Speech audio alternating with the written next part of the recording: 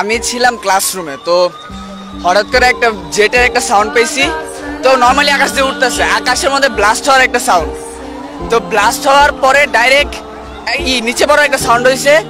তখন ক্লাসরুম থেকে বাইরে তাকিয়ে দেখি কি যে প্রাইমারি সেকশনের একটা সেকশনের মধ্যে ঢুকে গেছে পুরো প্লেনটা, ঢুকে ভিতরে আগুন জ্বলতেছে।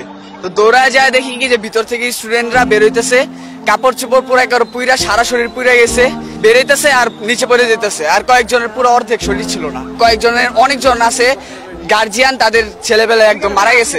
আর লাস্ট তো আইডেন্টিফাই করার কোনো চিহ্নই নাই, চেহারাই নাই এখন। হ্যাঁ, আমি এরকম হেলিকপ্টার সামনে ছিলাম, এরকম যেমন লাশগুলো উঠায় যা আহত ছিল মিলে গেছে গা, ওগুলো দেখছি যেগুলো একদম পুইরে টুইরে একবারে কাবাব হয়ে গেছে গা, এটা লয়ে গেছে গাড়িতে নিছে, মেডিকেলের গাড়িতে নিছে।